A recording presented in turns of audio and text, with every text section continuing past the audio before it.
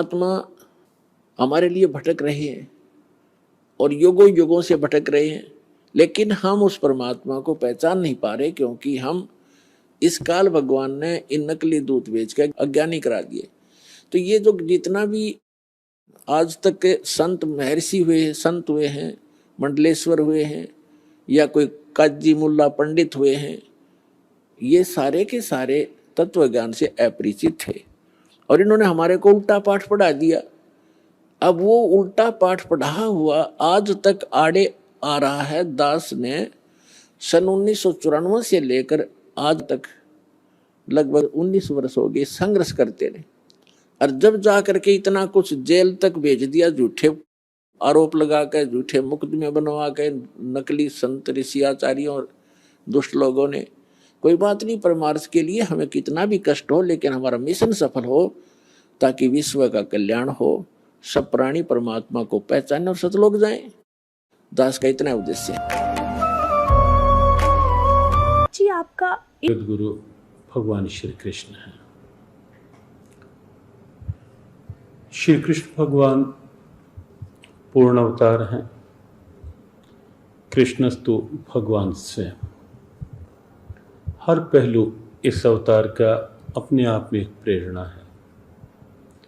कोई भी उनकी लीला लें, कोई भी उनकी भाव भंगिमा लें, वो सब कुछ जीवन की एक प्रेरणा के रूप में है। भले वो माखन चोरी की लीला हो, वो एक भाव के स्वीकार करने की लीला है, या उनकी वंशी नाद हो, वो प्रेम का एक दिव्य नाद है, या उनका गीता ज्ञान हो, वो मानव मात्र की जागृति का एक आह्वान है।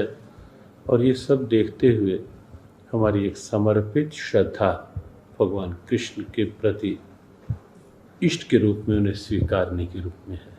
आपका इष्ट देव कौन है? हमारे इष्ट देव तो भगवान श्री कृष्ण हैं। हम तो उन्हीं के लिए जन्म जन्मांतर तक उन्हीं की सेवा के लिए आराधना करते हैं कि उनकी कृपा मिले, जिससे कि अंतिम समय जब हम प्रयाण काल होता है, जब हम शरीर छोड़ें, तो भगवान का कीर्तन करते, उनका स्मरण करते हुए हम उनके धाम में प्रवेश करें। हरे कृष्ण।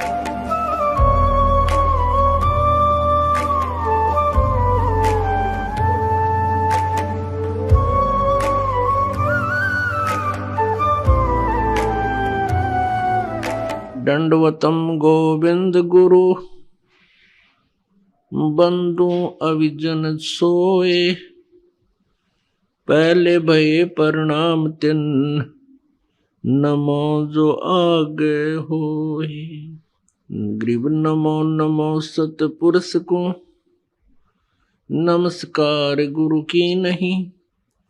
सुर नर मुनि जन साधुआं, संतों सर्वसदी नहीं। सतगुरु साहेब संत सब डंडो तुम प्रणाम, आगे पीछे मध्य हुए तिनको जा कुर्बान।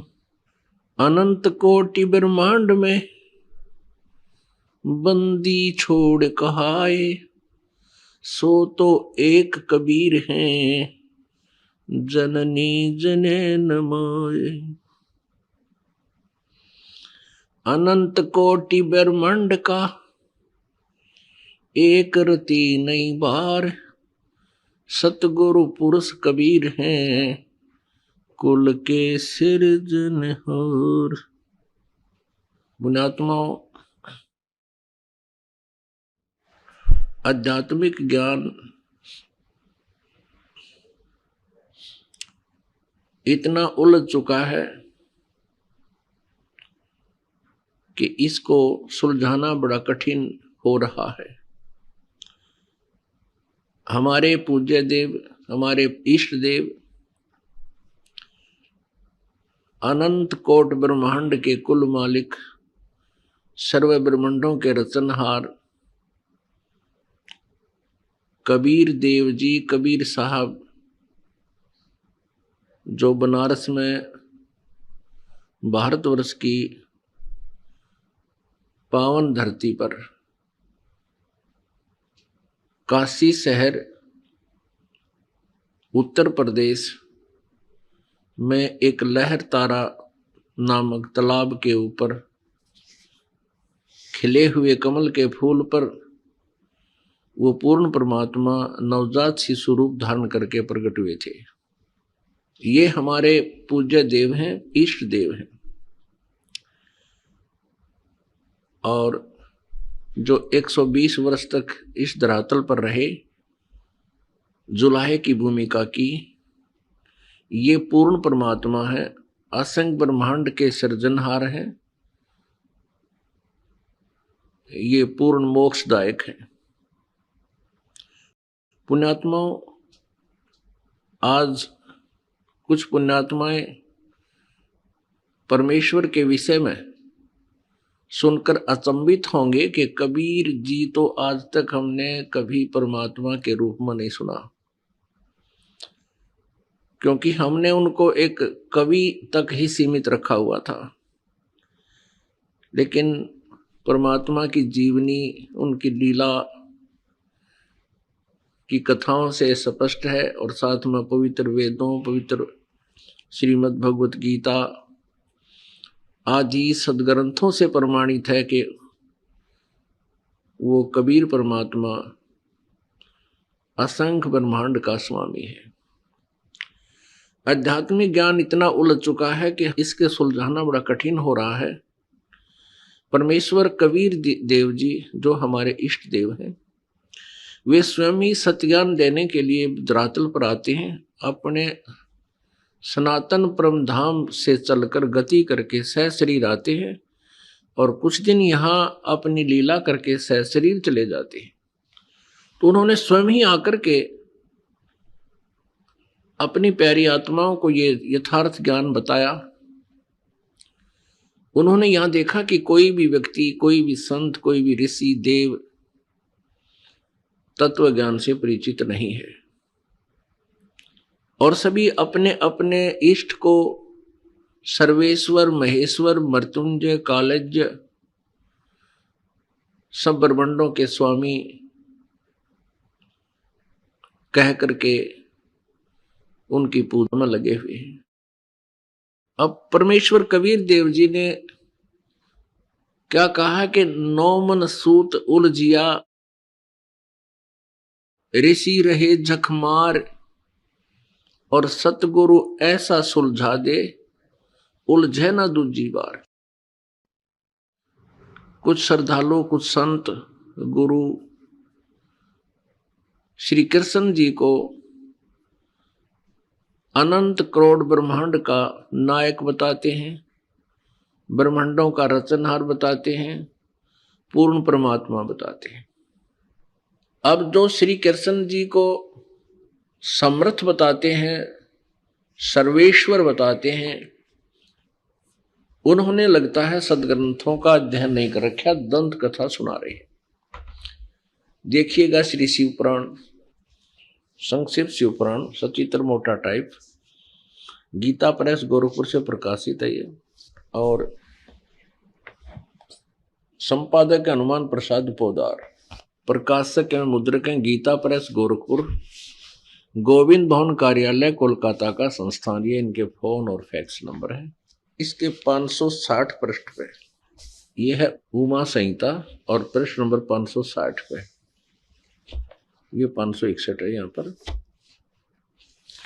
हम यहाँ से पढ़ते हैं। उस समय पुत्र की प्राप्ति के निमित्त श्री कृष्ण के हिमवान पर्वत पर जाकर महर्षि उपमन्यु से मिलने, उनकी बताई हुई पद्धति के अनुसार भगवान शिव की प्रसन्नता के लिए तप करने, उनके तप से प्रसन्न होकर पार्वती, कार्तिकेय तथा गणेश सहित शिव के प्रकट होने तथा श्री कृष्ण के द्वारा उनकी स्तुति पूर्वक वरदान मांगने की कथा सुनाकर सनत कुमार जी ने कहा, श्री कृष्ण का वचन सुनकर भगवान भव यानी शिव जी उनसे बोले, वासुदेव तुमने जो कुछ मनोरथ किया है वह सब पूर्ण होगा। इतना कहकर त्रिशूलधारी भगवान शिव फिर बोले, यादवेंद्र तुम्हें सांब नाम से प्रसिद्ध एक महापराक्रमी बलवान पुत्र प्राप्त होगा। एक समय मुनियों ने भयानक संवर्तक यानी प्रलयंकर सूर्य को शाप दिया था, तुम मनुष्य योनि में उत्पन्न होोगे, अतः वे संवर्तक सूर्य ही तुम्हारे पुत्र होंगे। इसके सिवा जो जो वस्तु तुम्हें अभिष्ट है वह सब तुम प्राप्त करो। संत कुमार जी कहते हैं, इस प्रकार परमेश्वर शिव से संपूर्ण वरों को प्राप्त करके श्री कृष्ण विविध प्रकार की बहुत सी स्तुतियों द्वारा उन्हें पूर्णतः संतुष्ट किया। तदंतर भगत वसल गिरिराज कुमारी यानी पार्वती ने शिवा ने प्रसन्न हो उन तपस्वी शिव भगत महात्मा वासुदेव से कहा, यानी कृष्ण से कहा। पार्वती बोली, परम बुद्धिमान वासुदेव नंदन श्री कृष्ण, मैं तुमसे बहुत संतुष्ट हूं। अनग तुम मुझसे भी उन मनोवांछित वरों को ग्रहण करो, भूतल पर दुर्लभ है। श्री कृष्ण ने कहा, देवी यदि आप मेरे इस सत्य तप से संतुष्ट हैं और मुझे वर दे रही हैं, तो मैं चाहता हूं कि ब्राह्मणों के प्रति कभी मेरे मन में द्वेष ना हो। मैं सदा द्विजों का पूजन करता रहूं, मेरे माता पिता सदा मुझसे संतुष्ट रहें। मैं जहां कहीं भी जाऊं, समस्त प्राणियों के प्रति मेरे हृदय में अनुकूल भाव रहे। आपके दर्शन के प्रभाव से मेरी संतति उत्तम हो। पुण्यात्मा, आप इन सदग्रंथों को आंखों देखकर स्वयं निर्णय ले सकते हो कि श्री कृष्ण जी की क्या स्थिति थी, और इनको जो सर्वेश्वर महेश्वर अनंत कोट ब्रह्मांड के स्वामी और इनको यानी जगत गुरु कह रहे हैं, तो वो संत नहीं, ना ही वो आध्यात्मिक गुरु, और कोई श्रद्धालु ऐसा उनके कहने से लगा हुआ है, ऐसे मानकर साधना कर रहा है, वो अपना जीवन नष्ट कर रहा है।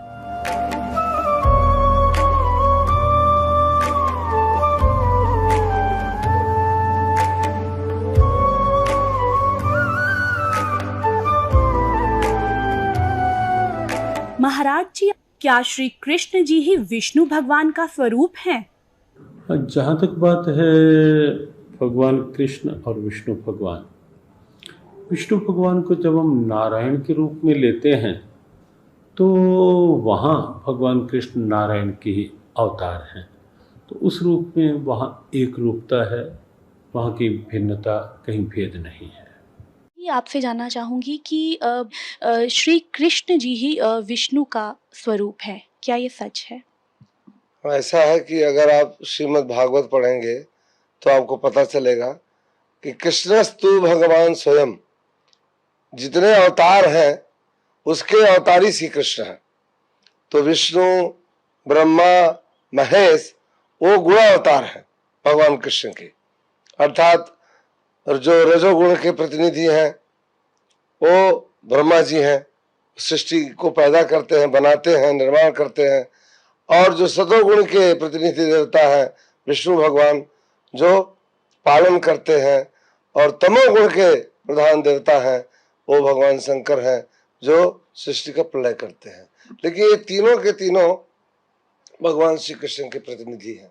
मैंने जैसे आपको बताया कि ये तीनों गुणावतार हैं। सतोगुण के रूप में भगवान विष्णु पूरे सृष्टि का पालनहार हैं, पालन करते हैं। और रजोगुण के रूप में ब्रह्मा जी उसका निर्माण करते हैं, सृष्टि का निर्माण करते हैं, सृजन करते हैं। और भगवान शंकर तमोगुण के प्रतिनिधि के रूप में उसका संहार करते हैं। कहने का तात्पर्य ये है कि ब्रह्मा जी, विष्णु जी और शिव जी श्री कृष्ण जी के ही अवतार हैं। सही, सत्य जी।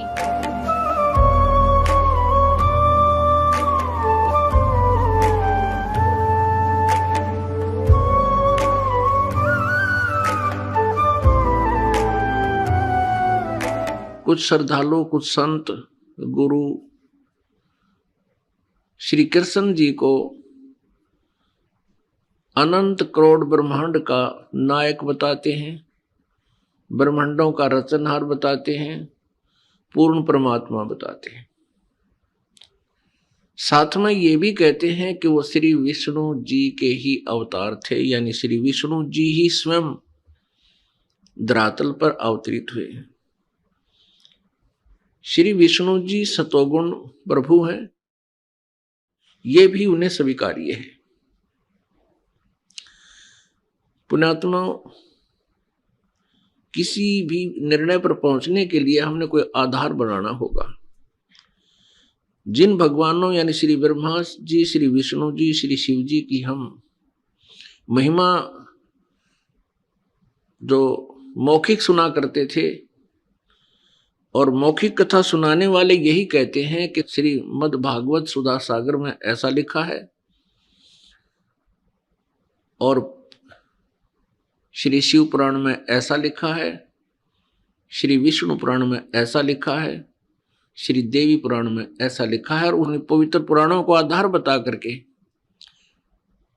ये कहा करते थे कि कह रहे हैं अब भी कि ब्रह्मा विष्णु महेश अजन्मा है, इनकी जन्म मृत्यु नहीं होती। कुछ एक इतना तो मानने लग गए हैं विश्वास के ज्ञान को सुनकर कि वो सर्ग के अंत में विराट परमात्मा में लीन हो जाते हैं और फिर प्रारंभ में वो फिर प्रकट हो जाते हैं।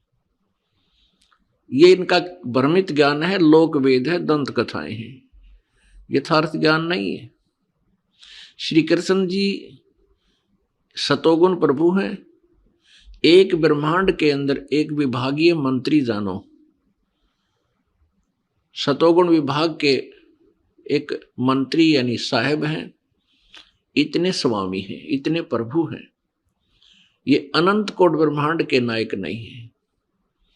इनके समांतर शक्ति श्री ब्रह्मा जी ये रजोगुण विभाग के स्वामी हैं और स्वयं भी ये रजोगुण युक्त हैं। श्री कृष्ण जी श्री विष्णु जी ये भी सतोगुण युक्त हैं, सतोगुण है ये।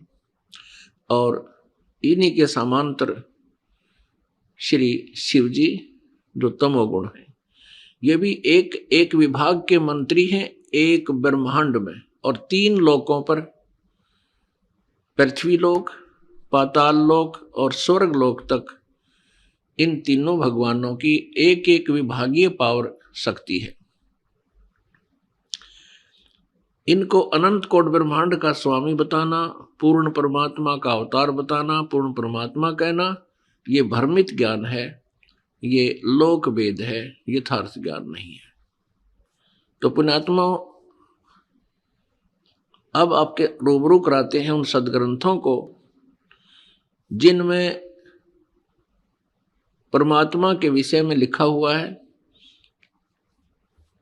और ब्रह्मा विष्णु और शिव जी के विषय में भी उन्हीं की इतिहास में लिखा हुआ है, वो आपके रूबरू कराते हैं। श्री कृष्ण जी विष्णु अवतार थे, यानी स्वयं विष्णु जी ही श्री कृष्ण रूप में देवकी जी के गर्भ से जन्मे थे। इसका प्रमाण आपको दिखाते हैं। अब देखिएगा आपके समक्ष श्री मद् भागवत सुधा सागर के अंदर प्रमाण दिखाते हैं। गीता प्रेस गोरखपुर से प्रकाशित है। सचित्र श्री भागवत सुधा सागर, भगवान वेद व्यास कृत श्री मद् भागवत 12 स्कंदों की सरल हिंदी व्याख्या श्लोकांक सहित सुख सागर, गीता प्रेस गोरखपुर से प्रकाशित है। इसके मुद्रक एवं प्रकाशक हैं गीता प्रेस गोरखपुर। इसके पृष्ठ नंबर 549 पे 549 पृष्ठ नंबर पर दिखाते हैं। ये देखिएगा 10वां स्कंद अध्याय 3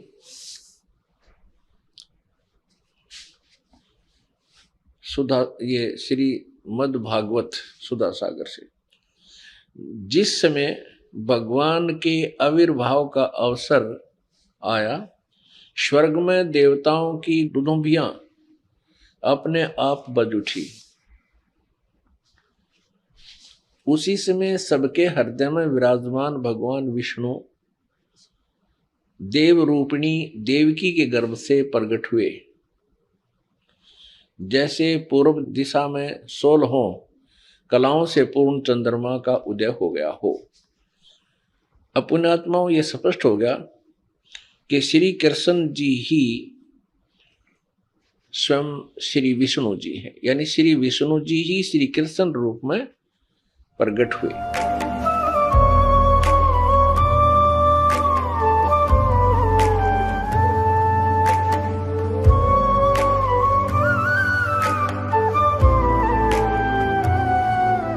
महाराज जी, श्रीमद् भगवत गीता जी का ज्ञान किसने बोला? गीता का ज्ञान तो इसमें कोई किसी भी तरह का है ही नहीं विचार। केवल भगवान श्री कृष्ण गीता के उपदेष्टा हैं, गीता के वक्ता हैं। और महर्षि वेदव्यास ने स्वयं ये बात स्वीकार करके कही है, गीता सुगीता कर्तव्या किमन्ये शास्त्र विस्तरे या स्वयं पद्मनाभस्य मुखपद्माद्य निःसृतः। गीता को जीवन का गीत बनाओ। क्यों?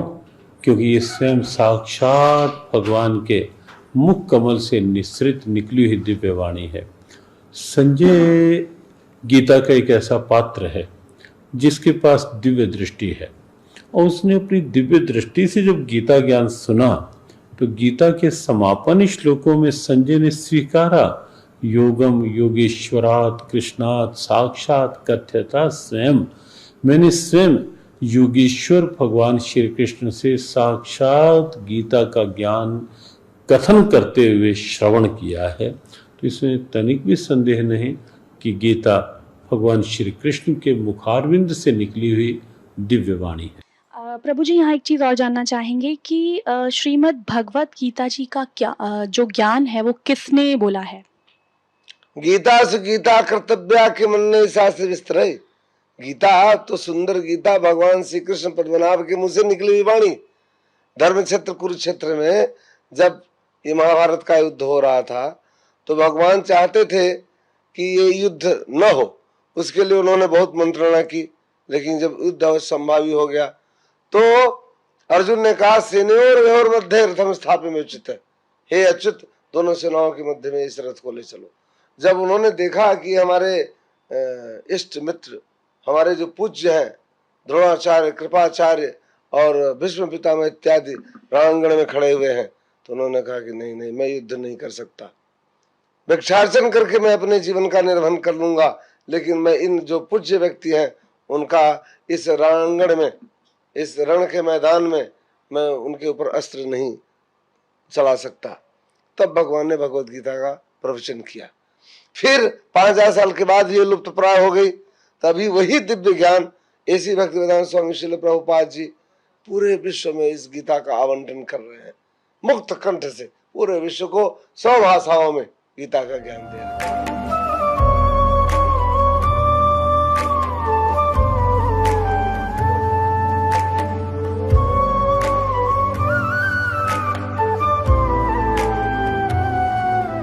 पुण्यात्माओं, अभी तक आप जिससे भी बात करते हो कि श्री गीता जी का ज्ञान किसने बोला, तुरंत कह देते हैं, तपाक से कह देते हैं श्री कृष्ण जी ने बोला। इसमें कोई दो राय नहीं है। ये बिल्कुल अज्ञानी है, इनको क्या इनका पता नहीं किसी चीज का। अब देखिए, श्री कृष्ण जी ने कहा कि मैं तो गीता के बारे में जानता नहीं, मैंने क्या बोला था। क्योंकि जैसे कोई प्रेत किसी में प्रवेश कर जाता है, वो प्रेत बोलता है, उसके निकलने के बाद फिर वो आत्मा को पता नहीं होता कि मैंने क्या बोला था, और ही बताया करते हैं आपने ऐसा बोला था, तो तू ऐसे बोल रहा था, तू ऐसे कह रहा था, और वो बोल रहा था भूत। तो ऐसे ये प्रेतवत प्रवेश करके श्री कृष्ण जी में यो काल गीता का ज्ञान बोल गया। ये देखिएगा, संक्षिप्त महाभारत द्वितीय खंड गीता प्रेस गोरखपुर से प्रकाशित है। व्यास जी, वेद व्यास जी इसके राइटर हैं। इसके 667 पृष्ठ पे इसके संपादक हैं जयदयाल गोविंद का, जो गीता जी के अनुवादक भी हैं। संपादक तथा संशोधक गीता प्रेस गोरखपुर, गीता प्रेस गोरखपुर से प्रकाशित और मुद्रित है। इसके 667 पृष्ठ पर हम चलते हैं। ये देखिएगा, ये है 667 पृष्ठ। श्री कृष्ण का अर्जुन से सिद्ध महर्षि और कश्यप का संवाद। जन्मेजय ने पूछा, ब्रह्मन शत्रुओं का नाश होने के बाद जब महात्मा श्री कृष्ण और अर्जुन सभा में बैठकर वार्तालाप कर रहे थे, उस समय उनमें क्या क्या बातचीत हुई? वैशंपायन जी कहते हैं, राजन, श्री कृष्ण के सहित अर्जुन ने जब अपने राज्य का पूरा अधिकार प्राप्त कर लिया तो वे दिव्य सभा भवन में आनंद के साथ रहने लगे।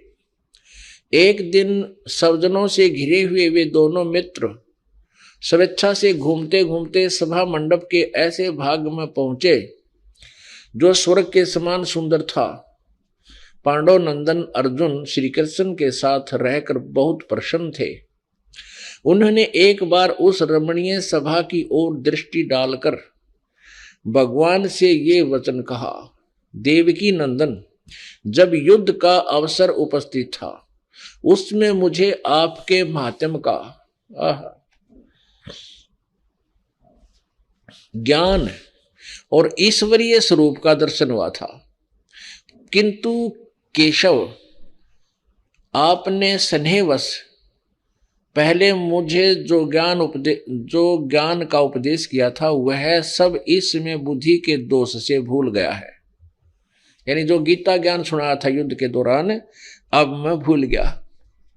अर्जुन बोल रहा है, उन विषयों को सुनने के लिए बारंबार मेरे मन में उत्कंठा होती है कि वो ज्ञान गीता वाला मुझे फिर सुना दे, मैं सुनना चाहता हूं।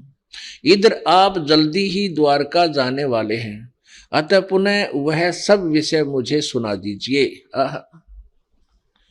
पुण्यात्माओं, अर्जुन भगवान श्री कृष्ण जी से कह रहे हैं कि भगवान, जो गीता जी का ज्ञान आपने युद्ध के दौरान सुनाया था उसको मैं भूल चुका हूं और वही ज्ञान मुझे फिर सुनाइए, मेरी बहुत प्रबल इच्छा है सुनने की। अब श्री कृष्ण जी क्या कहते हैं देखना, इधर आप जल्दी ही द्वारका जाने वाले हैं, अतः पुनः वह सब विषय मुझे सुना दीजिए, अर्जुन ने कहा। अब वैशंपायन जी कह रहे हैं कि अर्जुन के ऐसे कहने पर वक्ताओं में श्रेष्ठ महातेजस्वी भगवान श्री कृष्ण ने उन्हें गले से लगाकर इस प्रकार उत्तर दिया। श्री कृष्ण बोले, अर्जुन, उस समय मैंने तुम्हें अत्यंत गोपनीय विषय का श्रवण कराया था। अपने स्वरूप भूत धर्म सनातन पुरुषोत्तम तत्व का परिचय दिया था और नित्य लोकों का भी वर्णन किया था, किंतु तुमने जो अपनी नासमझी के कारण उस उपदेश को याद नहीं रखा, यह जानकर मुझे बड़ा खेद हुआ है। उन बातों का अब पूरा पूरा स्मरण होना संभव नहीं जान पड़ता। पांडव नंदन, निश्चय ही तुम बड़े श्रद्धाहीन हो, तुम्हारी बुद्धि अच्छी नहीं जान पड़ती। अब मेरे लिए उस उपदेश को ज्यों का त्यों दुहरा देना कठिन है, क्योंकि उस समय योग युक्त होकर मैंने परमात्म तत्व का वर्णन किया था। पुण्यात्माओं, अब श्री कृष्ण जी अर्जुन पर तो डांट मार रहे हैं, धमका रहे हैं कि तू बड़ा श्रद्धाहीन है, तेरी बुद्धि अच्छी नहीं है, तूने याद क्यों नहीं रखा गीता जी के ज्ञान को। और स्वयं कह रहे हैं, अब मुझे वो पूरा पूरा फिर याद नहीं आ सकता। कोई बात हुई या?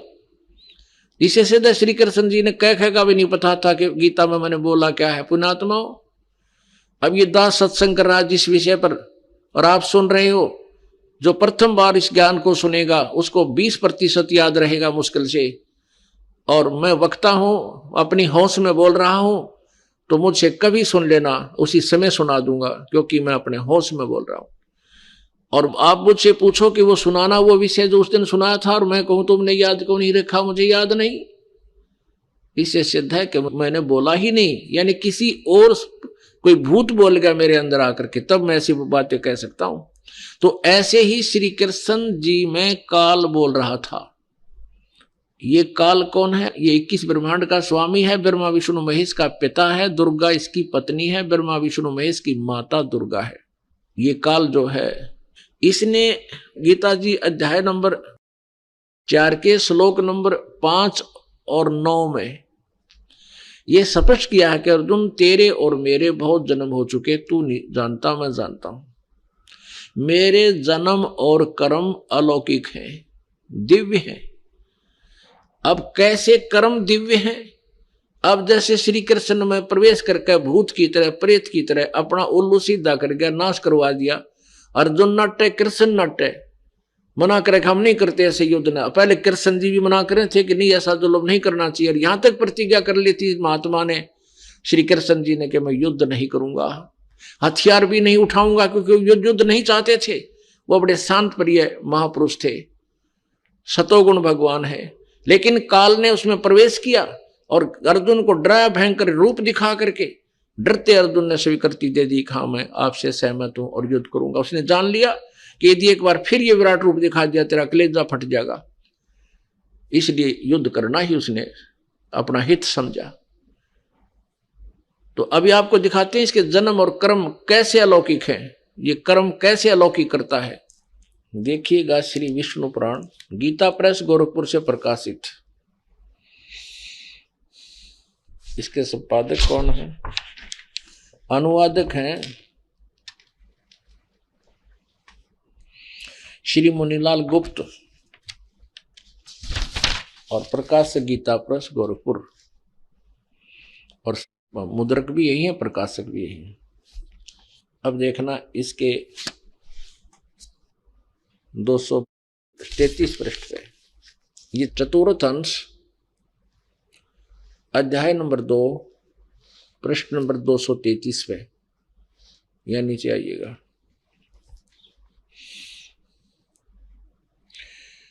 ये श्लोक नंबर 22 से लेकर 26 तक हम पढ़ेंगे। पूर्व काल में त्रेता युग में एक बार अति भीषण देव असुर संग्राम हुआ, देवताओं और राक्षसों का युद्ध हुआ। उसमें महाबलवान दैत्यगण से पराजित हुए देवताओं ने भगवान विष्णु की आराधना की। अब इन देवताओं ने आराधना तक की विष्णु की, और आ गया युग काल विष्णु रूप धारण करके। ये कहता है चतुर्भुज रूप भी बड़ी मुश्किल से अपनी कृपा से किसी किसी को दिखाता हूं। तब आदि अनंत शून्य अशेष जगतपति पालक श्री नारायण ने देवताओं से प्रसन्न होकर कहा, आप लोगों का जो कुछ भी अभिष्ट है वह मैंने जान लिया है। उसके विषय में यह बात सुनिए। राज ऋषि ससाद का जो पुरंजय नामक पुत्र है, उस अक्षत्रिय श्रेष्ठ के शरीर में मैं अंश मात्र से अवतीर्ण होकर, यानी भूत की तरह प्रवेश कर उन संपूर्ण दैत्यों का नाश करूंगा। अतः तुम लोग पुरंजय को दैत्यों के युद्ध वध के लिए तैयार करो, यानी वहां पुरंजय को खड़ा कर लो युद्ध में, मैं उसमें प्रवेश करके सब न मार दूंगा। अब जैसे श्री कृष्ण में आकर यू काल प्रवेश कर गया और युद्ध करा दिया। कृष्ण जी तो नटे थे, और जब अर्जुन मना करने लगा तो श्री कृष्ण तो तुरंत कह देते, चल भाई बहुत अच्छा, नहीं लड़ते। तो उसमें यू काल प्रवेश कर गया श्री कृष्ण में, और वो अपना उल्लू सीधा करने के लिए उसको डरा धमका के और युद्ध करवा दिया। तो इस प्रकार ये कहता है कि मैं उनके अंश मात्र से, राजर्षि ससाद का जो पुरंजय नामक पुत्र है, उस अक्षत्रिय श्रेष्ठ के शरीर में अंश मात्र से स्वयं अवतीर्ण होकर उसमें प्रवेश करके उन संपूर्ण दैत्यों का नाश करूंगा। अतः तुम लोग पुरंजय को दैत्यों के वध के लिए तैयार करो। और ये प्रमाण और कमाल का है। 242 पृष्ठ पे यही चतुर्थ अंश और अध्याय नंबर 3 श्री विष्णु पुराण 242 पृष्ठ नीचे आइएगा। ये तीसरा अध्याय है। पूर्व काल में रसातल में मौने नामक 6 करोड़ गंधर्व रहते थे। उन्होंने समस्त नागकुल के प्रधान रतन और अधिकार छीन लिए थे। गंधर्वों के पराक्रम से अपमानित उन नागेश्वरों द्वारा स्तुति किए जाने पर उसके श्रवण करने से जिनकी विकसित कमल सदृश आंखें खुल गई हैं, निद्रा के अंत में जागे हुए उन जलसाई भगवान सर्वेश्वर को प्रणाम करके उनसे नागगण ने कहा, यानी विष्णु रूप में आज्ञायु काल, भगवान इन गंधर्वों से उत्पन्न हुआ हमारा भय किस प्रकार शांत हो। तब आदि अनंत रहित भगवान पुरुषोत्तम ने, अब ये वक्ता इस काल को कभी पुरुषोत्तम और कभी कुछ भी कहा, कुछ भी कहो, लेकिन ये काल के विषय में जानकारी समझो। अब आदि अंत रहित भगवान पुरुषोत्तम ने कहा, इस काल ने कहा विष्णु रूप में प्रकट होकर, क्योंकि ये विष्णु पुराण चल रहा है। योनासव के पुत्र मानधाता का जो पुरुकुत्स नामक जो पुत्र है, उसमें प्रविष्ट होकर मैं भूत की तरह प्रवेश करूंगा उसमें, और उन संपूर्ण दुष्ट गंधर्वों का नाश कर दूंगा। योनासव के पुत्र मानधाता का जो यह पुरुकुत्स नामक पुत्र है, उसमें प्रविष्ट होकर मैं उन संपूर्ण दुष्ट गंधर्वों का नाश कर दूंगा।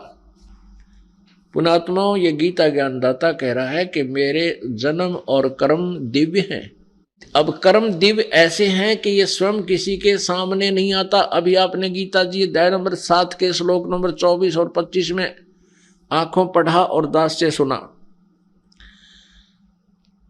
और ये ऐसे कर्म करता है किसी दूसरे में प्रवेश करके, और सब कुछ करना वो कर जाता है, और स्वयं किसी के समक्ष अपने यथार्थ रूप में नहीं आता। ये कहता चतुर्भुज रूप में भी मैं कभी किसी पर अनुग्रह करके बेशक दर्शन दे दूं, ना कोई जप से, ना तप से, ना क्रिया से, ना दान से, यानी भले के लिए तो मैं किसी ने दर्शन दूं को ना, अपनी मर्जी से किसी ने दर्शन दे दूं अनन्य भगत ने।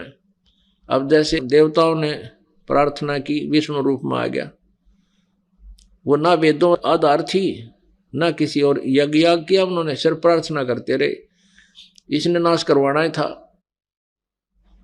और करना ही था। तो पहले तो कहता है उसमें ससाद के पुत्र पुरंजय में प्रवेश करके राक्षस मार दिए, और इसमें पुरकुष्ट में प्रवेश होकर और उनका गंधर्वों का नाश कर गया स्वयं प्रवेश करके। ऐसे कहता है मेरे कर्म अलौकिक है, अद्भुत है, तुम नहीं जान सकते।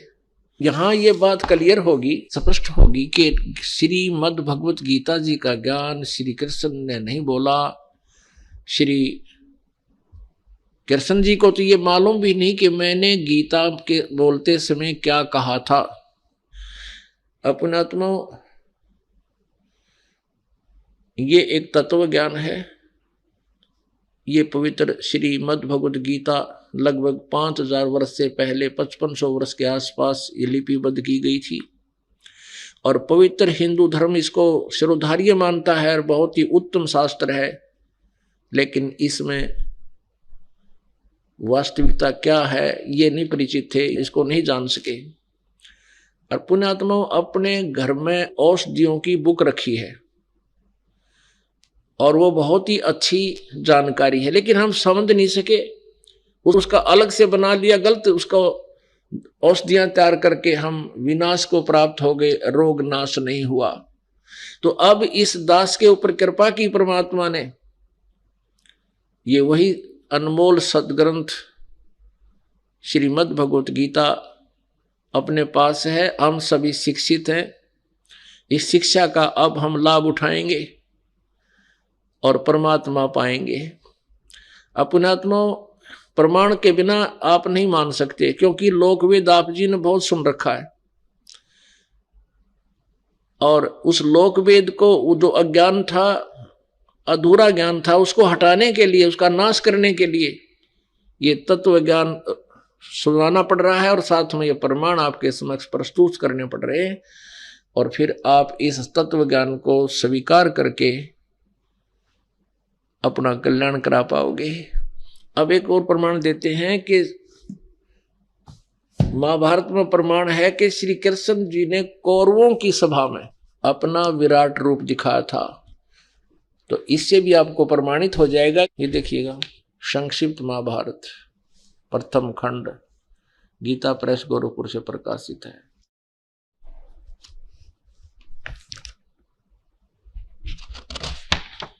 इसके वही संपादक हैं जयदयाल गोविंद का, अनुवादक भी, संशोधक और संपादक, और गीता प्रेस गोरखपुर से प्रकाशित है। ये देखिएगा, गीता प्रेस गोरखपुर से प्रकाशित है और मुद्रित है। इसके पृष्ठ नंबर 544 और 45 पर आपको दिखाते हैं। ये है उद्योग पर्व। उद्योग पर्व है दुर्योधन की कुमंत्रणा, भगवान का विश्व रूप दर्शन और कौरव सभा से प्रस्थान। ये 543 पृष्ठ से हम प्रारंभ करते हैं। यहां से दुर्योधन की कुमंत्रणा, भगवान का विश्व रूप दर्शन यानी विराट रूप दिखाना और कौरवों की सभा से प्रस्थान। ठीक है, हम अपने काम की चीज पढ़ेंगे, ज्यादा अक्षर पढ़ना तो घर पे आपके अवश्य रखे होंगे। ये 544 पे इसके बाद विदुर जी बोले, दुर्योधन तुम मेरी बात सुनो। देखो, श्री कृष्ण को कैद करने का विचार नरकासुर ने भी किया था, किंतु सब दानों के साथ मिलकर भी वह ऐसा नहीं कर सका। फिर तुम इन्हें अपने बलबूते पर पकड़ने का साहस कैसे करते हो? विदुर जी का वक्तव्य समाप्त होने पर भगवान श्री कृष्ण ने कहा, दुर्योधन तुम जो अज्ञानवश ये समझते हो कि मैं अकेला हूं और मुझे दबाकर कैद करना चाहते हो, सो शायद याद रखो समस्त पांडव और वर्षणी तथा अंधकवंशीय यादव भी यही हैं। वे ही नहीं, आदित्य, रुद्र, वसु और समस्त महर्षिगण भी यही मौजूद हैं। ऐसा कहकर शत्रु दमन श्री कृष्ण ने अट्टहास किया। तब तुरंत ही उनके सब अंगों से बिजली सी कांति वाले अंगुष्ठा आकार सब देवता दिखाई देने लगे। उनके ललाट देश में ब्रह्मा, वक्षतल में रुद्र, भुजाओं में लोकपाल और मुख में अग्निदेव थे। आदित्य, साध्य, वसु, अश्विनी कुमार आदि ये सब उनके शरीर से अभिन्न जान पड़ते थे। श्री कृष्ण के इस भयंकर रूप को देखकर सब राजाओं ने भयभीत होकर नेत्र मूंद लिए। केवल द्रोणाचार्य, भीष्म, विदुर, संजय और ऋषि लोग ही उसका दर्शन कर सके, क्योंकि भगवान ने उन्हें दिव्य दृष्टि दे दी थी। पुण्यात्माओं, अभी तक आप जिससे भी बात करते हो कि गीता जी का ज्ञान किसने बोला, तुरंत कह देते हैं, तपाक से कह देते हैं श्री कृष्ण जी ने बोला। इसमें कोई दो राय नहीं है। ये बिल्कुल अज्ञानी है, इनको क्या इनका पता नहीं किसी चीज का। अब गीता जी अध्याय नंबर 11 के श्लोक नंबर 47-48 में यदि श्री कृष्ण जी गीता बोल रहे होते, ये शब्द नहीं कहते कि अर्जुन ये मेरा वास्तविक विराट रूप आज से पहले, तेरे से पहले किसी ने कभी नहीं देखा, और न ही आगे ये किसी यज्ञ से, तप से, जप से, दान से, धर्म से, क्रिया से ये नहीं देखा जा सकता, ना वेदों में वर्णित विधि से भी नहीं देखा जा सकता। इति सिद्धम कि श्री गीता जी का ज्ञान नहीं बोला श्री कृष्ण भगवान, ये तो काल ने बोला। तो पुण्यात्माओं, ये जितने भी हिंदू धर्म के ब्राह्मण, गुरु, ऋषि, महर्षि थे और वर्तमान में हैं, ये सभी अज्ञानी थे। ये धार्मिक टीचर कहलाते थे लेकिन अपने सिलेबस से परिचित नहीं थे। जो टीचर अपने सिलेबस से परिचित नहीं है, अपने पाठ्यक्रम की पुस्तकों में लिखे विवरण से परिचित नहीं है, तो वो टीचर व्यर्थ है, वो ठीक नहीं, वो अध्यापक ठीक नहीं, वो विद्यार्थियों का नाशक है, उनके जीवन को व्यर्थ कर रहा है। ठीक ऐसा ही आचरण, ऐसा ही व्यवहार अभी तक के हिंदू गुरुओं का था रहा। अब इस दास पे कृपा की है परमेश्वर ने, इस यथार्थ ज्ञान को आपके समक्ष पहुंचाने की। और इसमें ये वही अज्ञानी गुरु लोग आपको भ्रमित करते रहते हैं कि रामपाल झूठ बोलता है। ऐसे ही परमेश्वर कबीर जी के साथ किया था इन लोगों ने। आज से 600 वर्ष पहले लगभग जो परमात्मा सन 1398 से 1518 तक यही लीला करके गए थे, ये तत्व ज्ञान समझाया करते थे, जो आज दास आपको बता रहा है और सभी सदग्रंथों में प्रमाणित है। उस समय के ब्राह्मण, गुरु, ऋषि जितने भी अपने रोजी रोटी चला रहे थे, वो परमात्मा से एकदम खिन्न हुए और पूरे समाज को भगवान का विरोधी बना दिया था कि कबीर तो अशिक्षित है, ये झूठा है, ब्रह्मा विष्णु महेश के विषय में ये गलत ऊटपटांग बातें करता है, ये वेदों और गीता और पुराणों से परिचित नहीं है क्योंकि इसको अक्षर ज्ञान नहीं है, ये संस्कृत भाषा नहीं जानता। तो उस समय तो हमारे जो पूर्वज थे, भोले भाले थे, अशिक्षित थे, उन्होंने इन चतुर लोगों की, इन गुरुओं की बातों को मान लिया कि कबीर जी शिक्षित नहीं है, इसलिए वेदों और गीता के ज्ञान से शायद अपरिचित ही होंगे। और ये गुरु लोग जो संस्कृत जानते हैं और सभी शास्त्र संस्कृत भाषा में लिपिबद्ध हैं, इसलिए इनकी दाल गली रही। ये संस्कृत बोलते रहे, जैसे गीता जी अध्याय नंबर 18 के श्लोक नंबर 66 को ये स्वयं बोलते तो हैं संस्कृत सही, अनुवाद करते हैं गलत। सर्वधर्मान परित्यज माम एकम शरणम व्रज अहम तवा सर्व पापेभ्यो मोक्षामि मा शुच।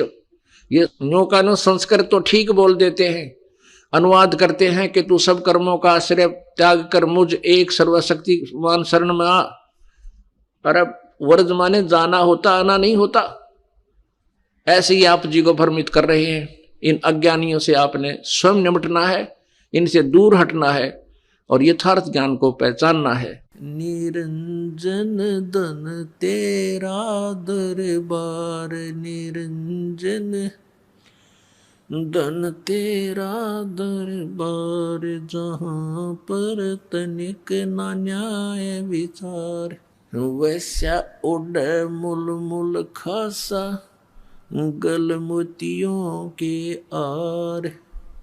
वैसा उड़ मुल मुल खासा, गल मोतियों के आर।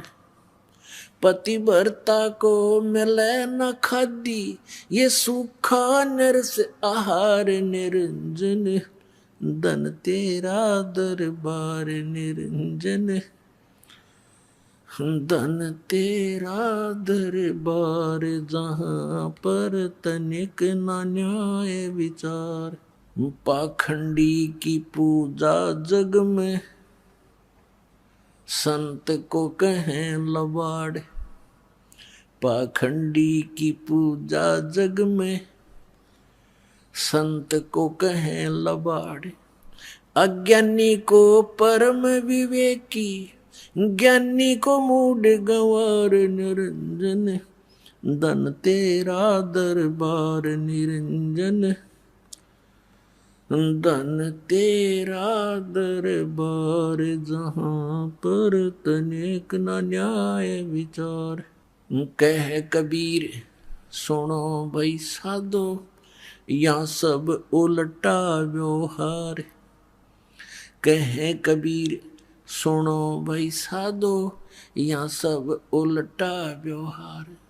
सच्चों को तो ये झूठा बतावें, इन झूठों का एतबार। निरंजन धन तेरा दरबार, निरंजन धन तेरा दरबार, जहाँ पर तनिक ना न्याय विचार।